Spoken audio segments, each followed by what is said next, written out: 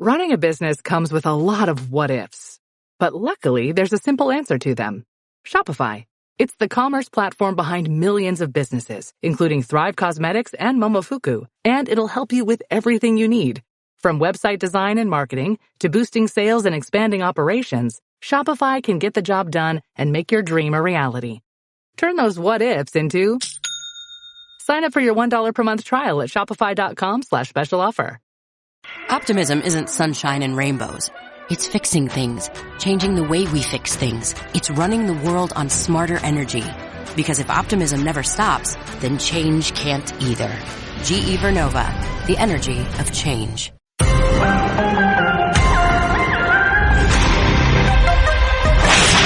It's the Joe Concha Tunnel to Towers Foundation Sunday Morning Show. Now, here's Joe Concha.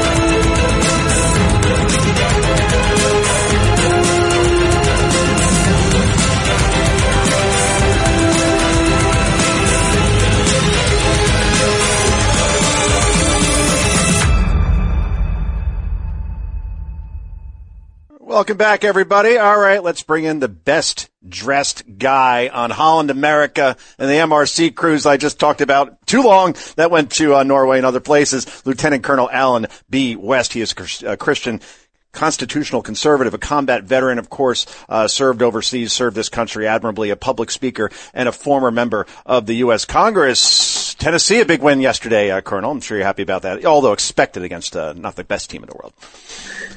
Yeah, it was a big win. We got Georgia next week, and that'll be a big test for us. But I would debate this whole thing about best dressed guy on that cruise. You were rocking the seersucker suit. There's no doubt about it. So I have to defer to you, Joe. Oh, thank you. I never owned one, so I was like, all right, might as well debut this thing. But yeah, a lot of compliments on that. That's certainly for sure. But it was great meeting you in person. I'm sure maybe in a green room for like a second we met, but it was good to hang out. And Angela, your wife, is great. So we'll have to do it again. Family. Yes, absolutely. Sir. Oh, thank you. Yeah, they had a good time. I thought they'll be bored. They weren't bored, so it all worked out. So I want to get your thoughts on this whole, I guess it's a controversy now, because here you have President Trump, he bombs this drug shipment by Tren de Aragua out of Venezuela. He warns all drug cartels, we're going to continue to do the same. Some on the left many on the left are upset about this, but then Rand Paul, he sent a text, basically he quote tweeted J.D. Vance, and he says to Vance, did you ever read To Kill a Mockingbird? Did he ever wonder what might happen if the accused were immediately executed without trial or representation? 2 question marks. What a despicable and thoughtless sentiment it is to glorify killing someone without a trial. So where do you come down on this, Colonel? I'm curious because, I guess there is the due process argument, but then again, if they are considered domestic terrorists, declared that by President Trump, we have no problem bombing Al-Qaeda. We have no problem bombing the Houthis. Why not drug cartels where we know that they're sending poison this way and we're gonna blow up that ship if it comes close to our coast? Well, it's a very stupid statement by Senator Rand Paul. I wish he would retract that, or maybe get an opportunity to learn and understand the 21st century battlefield with non-state, non-uniform belligerents that are operating on the battlefield. And let's just talk some very serious numbers here. When you talk about fentanyl, this is a chemical that is brought over to the transnational narco-criminal cartels, which are a terrorist organization from China. They manufacture, they refine it. And in the 4 years of the Biden administration, we lost some 200,000 plus Americans to fentanyl poisoning.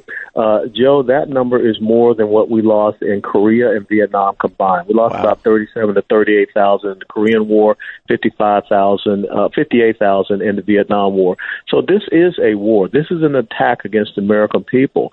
And when you designate someone a terrorist organization, guess what? You are opening yourself to be able to attack them and engage them wherever, be it the Somali pirates or some of these Islamic terrorist organizations we talked about. The other thing is that we have to understand there's a little thing called the Monroe Doctrine that has never been retracted, and this is all about safety and security and preventing adversaries in this Western Hemisphere from attacking and assailing the American people, the American interests here in the Western Hemisphere. So Rand Paul got it completely wrong, and I hate to see him aligning himself with the perverse leftists who seem to want to align themselves with terrorists.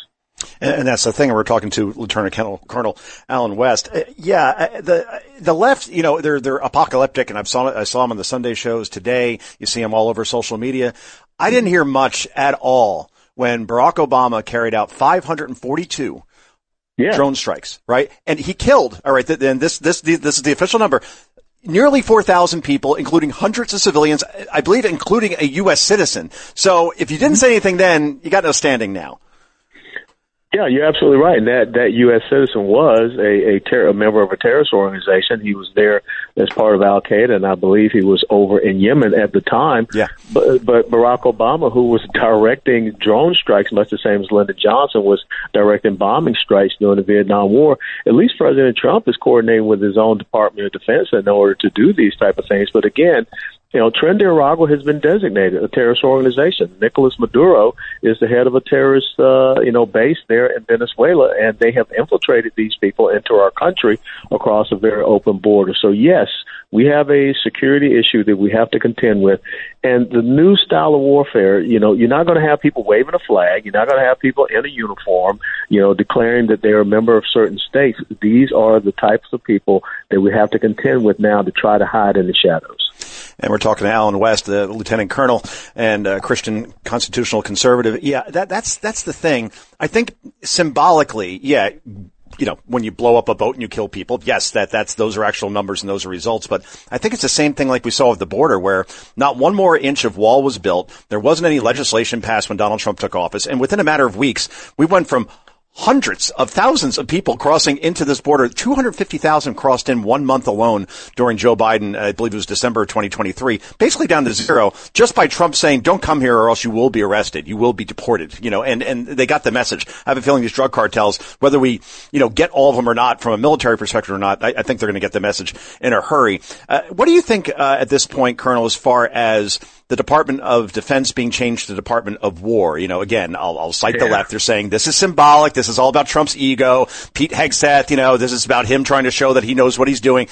Or is it saying that we're going on offense when we're the Department of Defense? We're on the defensive. We were on the defensive during Vietnam, during Korea, World War I, World War II. We won those wars, haven't won any really decisively since. So maybe this, while you could say it's symbolic, maybe it also sends like the right message that do not screw with us.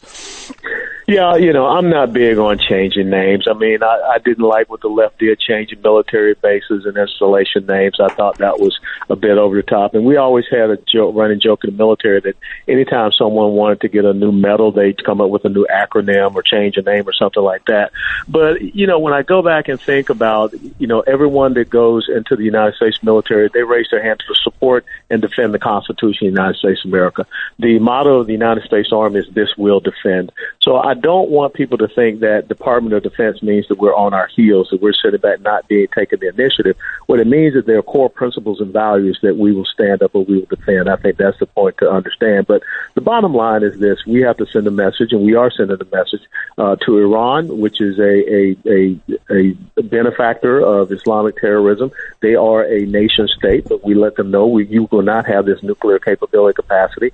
And now we're sending a message to the narco-criminal terrorist organizations that are operating out of Venezuela and all throughout Latin America. So I think that we are on the offense. We are taking initiative. Recruitment is up because everyone wants to be a part of a winning team. They don't want to be in a military where someone is checking their watch at the ramp ceremony for 13, brave Americans that he caused to die. So I think that we have a change in the psyche and the mentality. If they want to change it back to the War Department, all fine and well. All I care about is the results.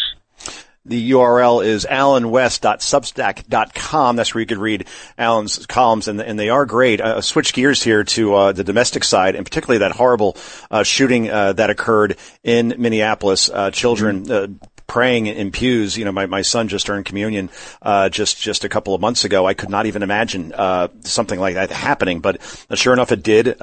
Basically, this sick person who transgender, called himself a demon, used a poster of Jesus Christ to take target practice, and they just started firing on these poor kids. 2 were killed. Could have been a lot worse.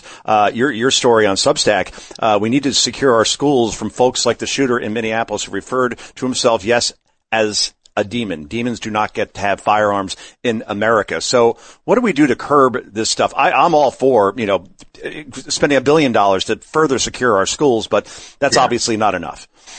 Well, I will tell you that without a doubt, when you look at some of these former military members, where you have these high school junior ROTC programs, they should be able to also be first line security in these schools. But I think the big question we have to look at is this whole thing about gender dysphoria is a mental condition.